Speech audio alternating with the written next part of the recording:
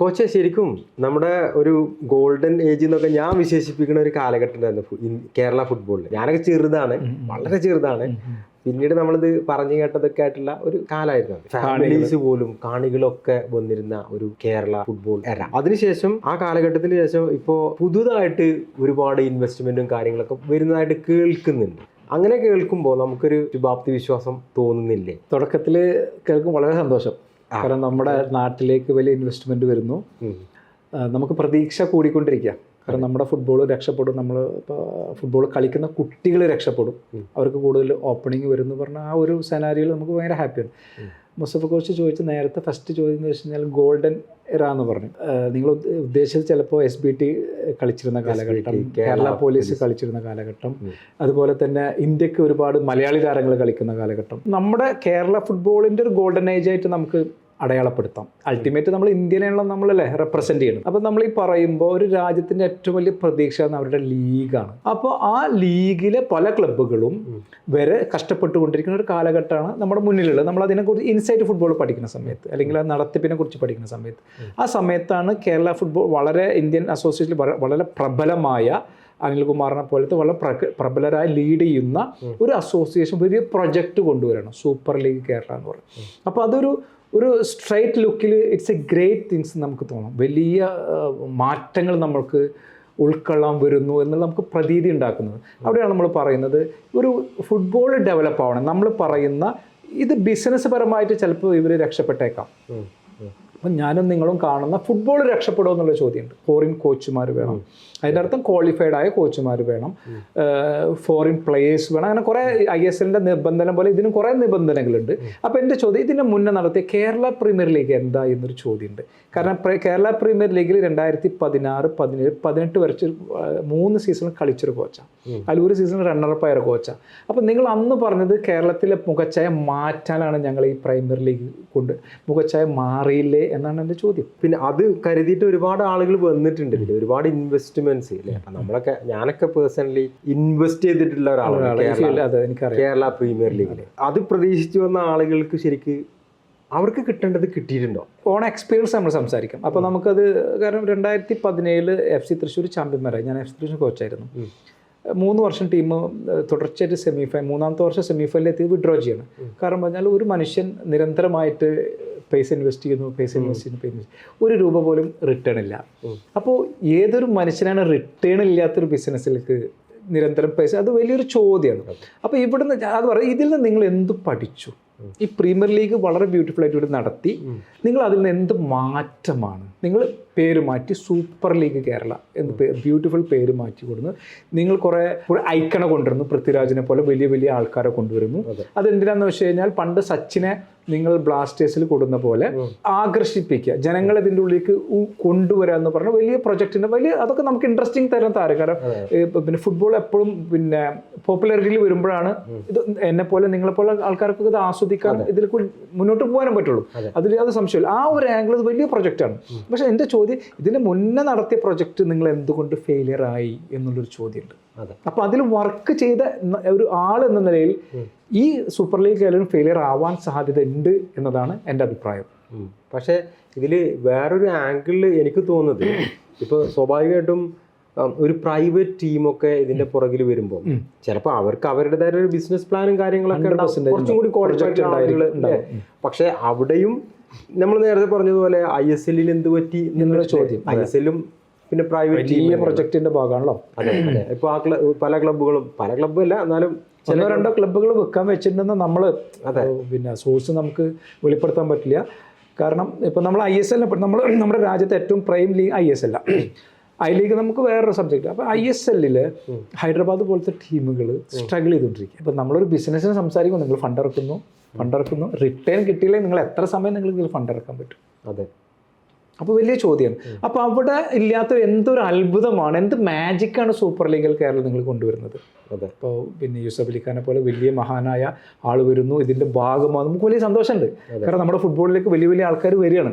പക്ഷേ നിങ്ങൾ എന്ത് പഠിച്ചിട്ടാണ് ISL വലിയൊരു സബ്ജക്റ്റ് അല്ലേ, അത് നിങ്ങൾ എന്ത് പഠിച്ചു സൂപ്പർ ലീഗ് കേരളം? അത് വ്യക്തമായിട്ട് പറയാൻ കേരള ഫുട്ബോൾ അസോസിയേഷൻ്റെ ആൾക്കാർക്ക് പറ്റണം. കാരണം നമ്മളിത് നടപ്പിലാക്കണം, ആവണമെന്ന് ആഗ്രഹിക്കുന്ന ആളുകളാണ്. പക്ഷെ അതിന്റെ മുന്നിൽ നമ്മുടെ മുന്നിൽ കുറെ ചോദ്യങ്ങൾ, അത് നമ്മൾ നിരന്തരം ചോദിച്ചുകൊണ്ടിരിക്കും. അപ്പൊ നിങ്ങളത് നടത്തി നമ്മുടെ വായടപ്പിക്കുക, നമ്മളെപ്പോലത്തെ ആൾക്കാർ വായടപ്പിക്കുക എന്നുള്ളതാണ് നിങ്ങൾ ചെയ്യേണ്ടത്. കാരണം ഇതിന്റെ ഏറ്റവും വലിയ ചലഞ്ച് എന്താണെന്ന് വെച്ച് കഴിഞ്ഞാൽ, ഒരു ഫുട്ബോളിന്റെ സക്സസ് എന്ന് പറഞ്ഞാൽ കളിക്കുന്ന കളിക്കാരാണ്. ഇപ്പം ഇന്ന് രാവിലെ എന്നെ ഒരു പ്ലെയർ വിളിച്ചു, ജാലി കോച്ച്, ഞാൻ പ്രീ സീസൺ ക്യാമ്പിൽ ഉണ്ടാവില്ല, ഞാനൊരു ടീമിൽ സൈൻ ചെയ്തു. അപ്പം ഞാൻ ചോദിച്ചു, ഏതാ ടീം? Super league കേരളയിലാണ്. ഞാൻ പറഞ്ഞു, നീ ആ ലീഗ് കളിക്കാൻ റെഡി ആയോ? ആയിട്ടില്ല, പക്ഷേ വലിയ ഓഫറാണ് തന്നുള്ളത്.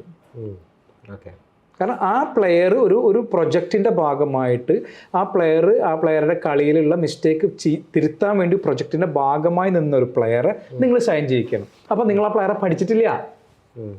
സൂപ്പർ ലീഗ് കേരളയിൽ കളിക്കുക പറഞ്ഞാൽ അത്യാവശ്യം ISL നിലവാരത്തിന് അടുത്ത് നിൽക്കണം സൂപ്പർ ലീഗ് കേരള. പേരിൻ്റെ അടുത്ത് നിൽക്കണമെങ്കിൽ അത് നിലവാരം അതിൻ്റെ അടുത്ത് നിൽക്കണം, കാരണം ലെവലായിട്ട് നിൽക്കണം. ടോപ്പ് ക്ലാസ് കോച്ചുമാരാണ് കോച്ച് ചെയ്യുന്നത്. ചെന്നൈ FC കോച്ചുമാരെ പോലത്തെ പഴയ കോച്ചുമാരും പ്രബലര കോച്ചുമാരാണ്.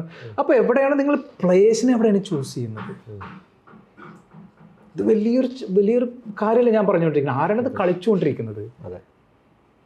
അപ്പോൾ അതിലും പിന്നെ നമ്മുടെ പ്രാദേശിക പ്ലേയേഴ്സിന് നല്ല ഫോക്കസ് കിട്ടും വേണം. കാരണം ഇത് നമ്മൾ പറയുമ്പോഴേ ഈ നമ്മൾ ISL നമ്മൾ എടുത്ത് നേരെ സ്ട്രേറ്റ് ഗോൾ കീപ്പർ കഴിഞ്ഞാൽ centre back, hold midfield, number 10, ഈ ലൈൻ മൊത്തം വിദേശ താരങ്ങളാണ് മെജോറിറ്റി. ഒരു ISL താരം എന്നോട് പറഞ്ഞുള്ളത്, ബോൾ എടുത്ത പെട്ടെന്ന് വിദേശ താരത്തിന് കൊടുത്തോ, നീ ഒന്നും ചെയ്യേണ്ട എന്നാണ് പറഞ്ഞത്. ഒരു വളരെ പ്രമുഖനായ ഇന്ത്യക്ക് വേണ്ടിയിട്ട് ഇൻ്റർനാഷണൽ മാച്ചുകൾ കളിച്ചൊരു പ്ലെയർ എന്നോട് പറഞ്ഞ കാര്യമാണ്. നീ ക്രിയേറ്റീവാൻ ചെയ്യേണ്ട, നീ അയാൾക്ക് കൊടുത്തോ. എവിടെയാണ് നമ്മുടെ പ്ലേയേഴ്സ് രക്ഷപ്പെടുക? എവിടെയാണ് നമ്മുടെ ഫുട്ബോൾ രക്ഷപ്പെടുക? എക്സാക്ട്ലി. ഇതിൻ്റെ ഒരു പ്രശ്നം എന്താണെന്ന് വെച്ച് കഴിഞ്ഞാൽ, ഈ പ്ലേയേഴ്സ് ഡെവലപ്മെൻറ്റിൻ്റെ ക്വാളിറ്റിയിൽ വൺ സൈഡഡ് പ്രഷറാണ്. അങ്ങനെ പറഞ്ഞതിൻ്റെ അർത്ഥം എന്താ വെച്ചാൽ, അവിടെ ക്ലബിൻ്റെ ഓണേഴ്സിൻ്റെ, അതായത് ബിസിനസ്സിൻ്റെ ഭാഗത്തു നിന്നുള്ള പ്രഷർ മാത്രമേ ഗെയിമിലുള്ളൂ. അതല്ലാതെ ഇതിൻ്റെ ഡെവലപ്മെൻറ്റ് സൈഡിൽ നിന്ന് വരുന്ന ഒരു പ്രഷറും ഇല്ല. കാരണം കാണികൾ ചോദിക്കുന്നില്ല, എന്തുകൊണ്ട് ഇങ്ങനെയെന്ന് ചോദിക്കുന്നില്ല, നിരന്തരം ചോദിക്കുന്നില്ല. പിന്നെ ട്രാൻസ്പെറൻസി എന്ന് പറഞ്ഞാൽ തീരെയല്ല.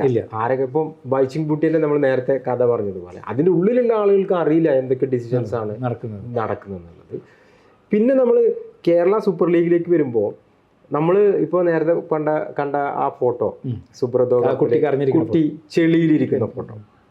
അപ്പോൾ ഇങ്ങനെയുള്ള കാര്യങ്ങളൊന്നും ഒരു കണ്ണുപോലും എത്താത്ത ഈ ആളുകൾ തന്നെ ഒരു കേരള സൂപ്പർ ലീഗ് കൊണ്ടുവന്നാലേ എങ്ങനെയാണ് അതിനെ ഇൻഫ്ലുവൻസ് ചെയ്യാന്നുള്ളൊരു വലിയ ചോദ്യം ഒരു ഒരു ഫുട്ബോൾ ഫാൻ എന്നുള്ള നിലയിൽ ചോദ്യം ഉണ്ടാവില്ലേ? പ്രസക്തമായ ചോദ്യം.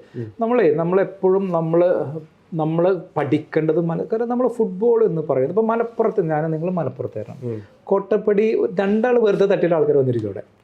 അല്ലേ? കോട്ടപ്പടിയിൽ നിങ്ങളും പന്തട്ടിയിലും ആൾക്കാർ വന്നിട്ടിരിക്കും, ആസ്വദിക്കാൻ ആൾക്കാരുണ്ട്. അപ്പോൾ ഒരു രാജ്യം അല്ലെങ്കിൽ ഒരു സ്റ്റേറ്റ് ഡെവലപ്പായെന്ന് ഞാൻ പറയുന്നത് അവിടുത്തെ ബേസിക് ലീഗുകൾ, ജില്ലാ ലീഗുകളിലെ കാണികളുടെ പങ്കാളിത്തം, ആ കളികളുടെ നിലവാരം. കാരണം മലപ്പുറം ജില്ല ഒരുപാട് അക്കാഡമികളുണ്ട്. അപ്പോൾ കോച്ചിന് എന്നെക്കാളും വ്യക്തമായിട്ട് അറിയാം, നിങ്ങളെ അതിൽ വർക്ക് ചെയ്ത ഒരാളാണ്. ഒരുപാട് അക്കാദമികളുണ്ട്. നമ്മുടെ നിലവാരം മാറിയോ എന്നൊരു ചോദ്യമുണ്ട്.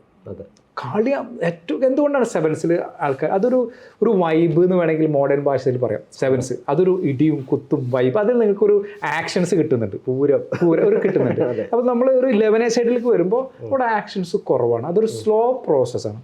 അപ്പോൾ എൻ്റെയൊക്കെ പിന്നെ ആഗ്രഹം എന്ന് വെച്ചാൽ ജില്ലാ ലീഗുകളിൽ ആൾക്കാർ കൂടണം, അതിൻ്റെ നിലവാരം കൂടണം, സ്വാഭാവികമായിട്ടും അതിൽ നിന്ന് താരങ്ങൾ മേലേക്ക് വരണം. വലിയ ഇൻവെസ്റ്റ്മെൻറ്റുകൾ അത് വേറെ, സൂപ്പർ ലീഗ് കേരള അവിടെ നടന്നോട്ടെ. പക്ഷെ നമുക്ക് ജില്ലാ ലീഗുകളെ ക്വാളിറ്റി കൂടണം. അപ്പോൾ നമുക്ക് ഇതിൽ നിന്ന് കുറേ പ്ലേയേഴ്സിന് റിലീസ് ചെയ്യാൻ പറ്റും. ആ പ്ലേയേഴ്സിന് കളിക്കാനുള്ള പ്രതലം വരും, അവർ ISLക്ക് കയറി വരുന്നു.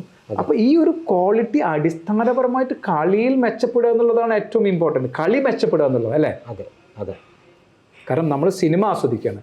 സിനിമയുടെ സീറ്റ് ഭയങ്കര സീറ്റും സ്ക്രീന് എന്തൊക്കെ 4K 8K സീറ്റുമായിട്ട് സിനിമ മോശമായിട്ട് ഒരു കാര്യമില്ലല്ലോ. അങ്ങനെ ഒരു പ്രശ്നം ചിലപ്പോൾ ഇതിന് ഉണ്ടാവാം. Negative side. അപ്പം നമ്മളിതിന് പോസിറ്റീവ് കാണുന്നു, നമ്മളതിന് വെയിറ്റ് ചെയ്യുന്നു, നമ്മൾ നിരന്തരം പറയും. അത് നെഗറ്റീവ് അല്ല, നമ്മളിത് നന്നാവാൻ വേണ്ടി പറഞ്ഞുകൊണ്ടിരിക്കുകയാണ്. കാരണം നമ്മളിതിൻ്റെ ഭാഗമായി നിന്ന ഒരാളാണ്, നിൽക്കുന്ന ഒരാളാണ്. അപ്പം നമ്മളിതിൽ ഇൻസൈഡായിട്ട് ഇതിൻ്റെ പ്രശ്നങ്ങളെ കാണുകയും നിങ്ങളതിനെ പരിഹരിക്കാൻ ശ്രമിക്കാതെ നിങ്ങളതിന് മേലെ ചികിത്സ നടത്തുകയാണ്. അതെ. അപ്പോൾ അത് ചികിത്സ ശരിയാവില്ല എന്നതുള്ള നമ്മുടെ ഇൻസൈറ്റ് ആണ്. അപ്പോൾ സക്സസ് ആക്കിയിട്ട് നിങ്ങൾ കാണിക്കുക, നമ്മൾ മിണ്ടാതെ ഞങ്ങൾ നിങ്ങളുടെ കൂടെ സപ്പോർട്ടിന് വരും, സൂപ്പർ ലീഗ് നല്ലതാണ് എന്ന് നമ്മൾ നിരന്തരം പറയുകയും ചെയ്യും. ഒരു പക്ഷേ നമുക്ക് വർക്ക് ചെയ്യാനുള്ള ഒരു പ്രതലം ഓപ്പൺ ആവുകയും ചെയ്യും. അതെ അതെ അതെ അതെ അതെ. അപ്പം എന്തായാലും ഒരു പ്രതീക്ഷയോടുകൂടി തന്നെ നമുക്ക് എല്ലാ കാര്യങ്ങളും കാണാം. Thank you.